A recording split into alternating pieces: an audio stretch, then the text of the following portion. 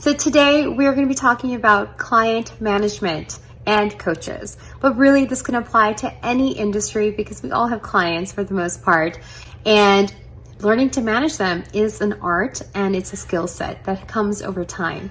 But I'm going to offer some tips today to help you with the client management and maybe reduce the time of the learning curve as well. So have you had those clients that are ghosting you?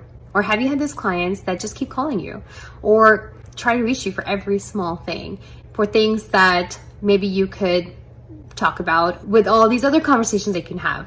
Or a client that just doesn't want to respond to you, but then finally when they do, it's kind of like beyond the timeline that you had anticipated and you've already pushed back and you're working on other clients and it's just so tough to get back on the bandwagon of their job.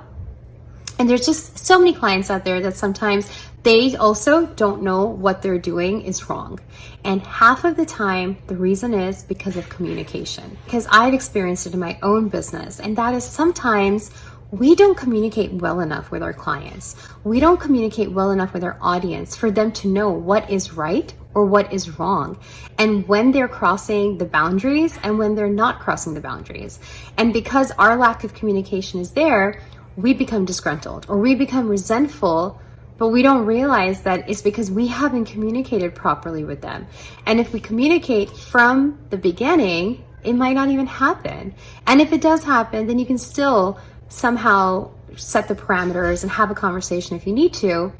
But addressing it in the beginning of the relationship, during onboarding time and with your contracts, it's a lot of times you can avoid those problems.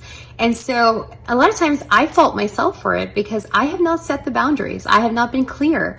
Maybe I was mumbling when I was trying to explain to them the boundaries because I myself felt awkward explaining it. Has that happened to you? That happens to me all the time sometimes. I feel awkward setting the boundaries. And that's real talk because it happens and it's so true. Because, we want to do our business, we want to make our clients happy, but at the same time, sometimes it's at the cost of us becoming unhappy, but then that translates into our work. So it's so important to have that communication with them from the beginning. And how do we do that? Number one, onboarding. It is so important to have these conversations with them. Tell them what you expect from them as a client. What are your expectations from them? What are their responsibilities? And communicate that information with them. Communicate with them when they can reach out to you, when they should and how they should reach out to you. Is it through text? Is it through email? Is it through a phone call? Or is it when something happens? So that way they also know how that they can reach you, and you can gently nudge them in that direction too. So you don't feel bombarded with phone calls that can be answered through an email or that can be answered through a text message. And then another way in the onboarding system is to also tell them your process. Explain the process. How much time does it take for you to come back with something? Because sometimes people don't understand that. They don't understand it because they're not in the industry to understand it. I can't expect my clients to understand the legal industry because they're not in it to understand it. Likewise, I don't understand a lot of industries that I might contract through for work because I'm not in it to understand it. So it's my responsibility or the business's responsibility to communicate that. So explain to them the timelines, the expectations of when something should be returned from them, and also when they should receive the deliverables. Explain it to them and tell them why. If they have a confused look or it's a common question later on after things are returned late, explain it to the front end, why it's late or what is the purpose of things being late. And, give them a timeline, and if you can deliver sooner, then do that. You'll get bonus points. So always have open communication and dialogue in the onboarding. And that is so important. A second way to help client management is through a contract. And having that contract there just solidifies the conversations you've already had. And so when you do that in your contract, you'll have different clauses. One of the clauses that you may want to include in your client contract is the communication clause. And what that means is, how do they communicate with you? And when is it okay to call you at a certain time and not at a certain time? And if you are a coach and you offer so many hours during the month, and if they want to reach out to you beyond those hours, tell them how much it is per hour on a prorated basis, or tell them, hey, this comprises of coaching and this doesn't comprise of coaching. So if you're going to send me an email and you expect like a paragraph, 2, 3, 4 paragraph answers, that's coaching, and that's going to be deducting from your coaching hours. Or if it's just a quick question with a quick response, is that part of your hours, or is that just something you'll just kind of add as a fringe benefit?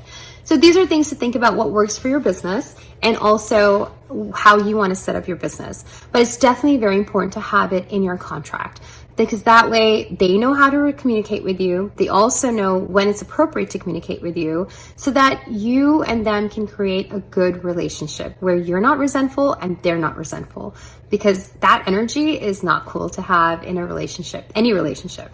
And then another way to have client management as well is to have that conversation sometimes.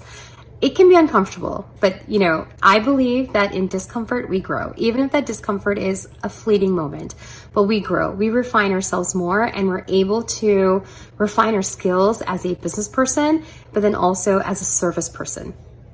Because at the end of the day, as a coach, you're providing services, and you want to make sure that your client is also feeling comfortable and they feel respected and they feel that their time is being respected and their emotions and their requirements and what they want is being respected. Because you are dealing with a lot of emotional information. It's not real, always tangible information. You're not going in and fixing their accounting. You're going in and helping them emotionally, mentally, and leading them in a journey that they need help in. And so that is something that, as a coach, you need to understand that. And because when there's a lot of emotion involved in a relationship, sometimes the expectations change.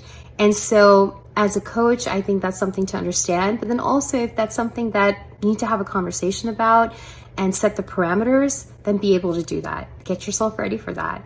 Because not only will that make you a better coach, but it'll also help you become a better business person. So while it might be just uncomfortable, but it's something that when you do have practice in it, it'll really help you reach different levels as well.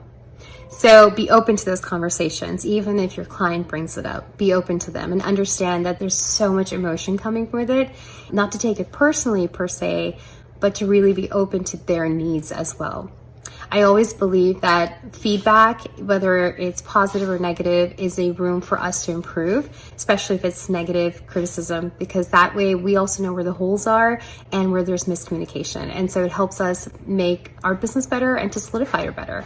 And I encourage you guys to have that communication open. And I think ultimately that's what client management is all about, having open communication and being able to manage that relationship in a way where you can communicate and you can also achieve the results that you want.